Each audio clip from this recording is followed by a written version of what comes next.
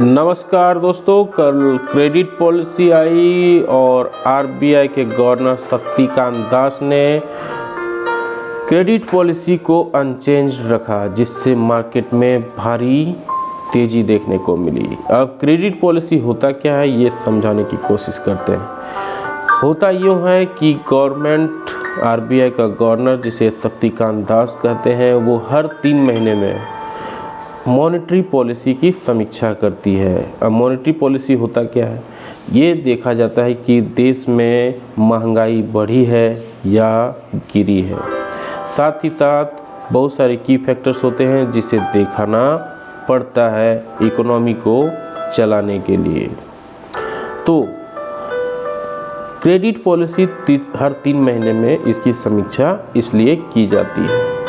अब बात आते हैं जो क्रेडिट पॉलिसी से सबसे ज़्यादा डिस्कशन होता है, उस प्रकार डिस्कशन होता है CRR। CRR क्या है? Credit reserve ratio. साथ ही होता है RR का चर्चा, जिसको बोलते हैं रेपो रेट। तो रेपो रेट विशेषकर ज़्यादा महत्वपूर्ण होता है। अब रेपो रेट पे हम आते हैं। रेपो रेट को रखा गया है 6.5 पर। अब 6.5 क्यों रखा गया है? 6.5 अनचेंज क्यों बोला गया है? क्योंकि बताया जा रहा है गवर्नमेंट के हिसाब से कि महंगाई जो है कंट्रोल में है।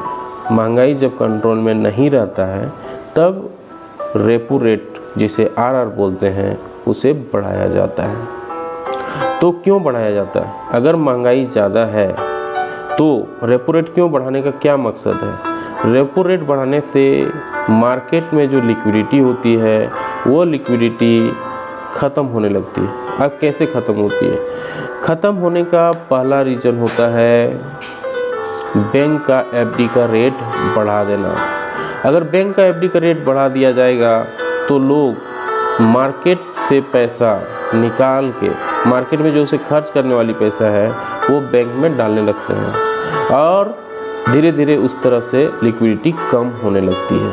अब लिक्विडिटी अगर कम होगा तो मार्केट में इन्फ्लेशन भी कम होगा, क्योंकि लोग ज़्यादा परचेज नहीं करेंगे। तो मेन थ्योरी यही होता है।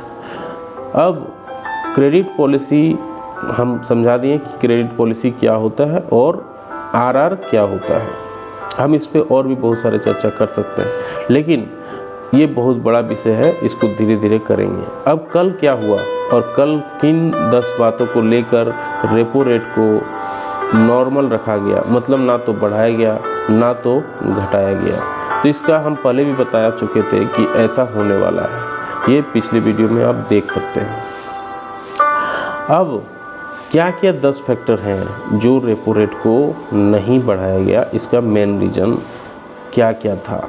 पहला तो हम बताएं अभी कि रेपो रेट जो नहीं बढ़ाया गया, इसका पहला रीज़न है इन्फ्लेशन जो है कंट्रोल में है दूसरे देशों के मुकाबले, यानी UK, US, फ्रांस, जो भी डेवलप कंट्री है उसके मुकाबले में हमारे देश में इन्फ्लेशन अभी कंट्रोल में है। तो इसीलिए रेपो रेट को नहीं बढ़ाया गया। जबकि पुराने जितने भी जो यूरोप कंट्री हैं, यूरोप के जो कंट्रीज हैं, वो हर बार उनका भी हमारे तरह ही क्रेडिट पॉलिसी होती है, उसका समीक्षा होता है। वो लोग बार बार रेट को बढ़ा रहे हैं, लेकिन हम लोगों ने नहीं बढ़ाया, पोज कर दिया। हालांकि इसमें ध्यान देने वाली बात ये भी है कि शक्तिकांत दास ने ये भी बताया, जो RBI गवर्नर है, कि रेपो रेट हम नहीं बढ़ा रहे हैं और ना ही घटा रहे हैं। इसका मतलब ये नहीं हुआ कि सब कुछ अच्छा है और नेक्स्ट बार हम रेपो रेट को घटा देंगे। ऐसा बिल्कुल नहीं है। अभी हम बस ट्रैकिंग मोड में है। हम एक बार रेपो रेट को नहीं बढ़ा रहे हैं, बस इतना है, पोस्ट कर रहे हैं, ना बढ़ा रहे हैं ना घटा रहे हैं। अब इसका मतलब ये नहीं माना लिया जाए कि हम रेपो रेट नहीं बढ़ाएंगे या नहीं घटाएंगे। नहीं घटाने का चांस, जो घटाने का चांस है वो ना के बराबर ही है, उनका कहना ये है। और इसी के कारण मार्केट में जो भी बढ़त थी सेकेंड हाफ में एक बार पूरा गायब हो गया और मार्केट नीचे हो गया। तो ये बात हुई क्रेडिट पॉलिसी की और क्रेडिट पॉलिसी में क्या हुआ। उम्मीद है वीडियो अच्छी लगी, लाइक एंड शेयर जरूर करें। जय हिंद, वंदे मातरम।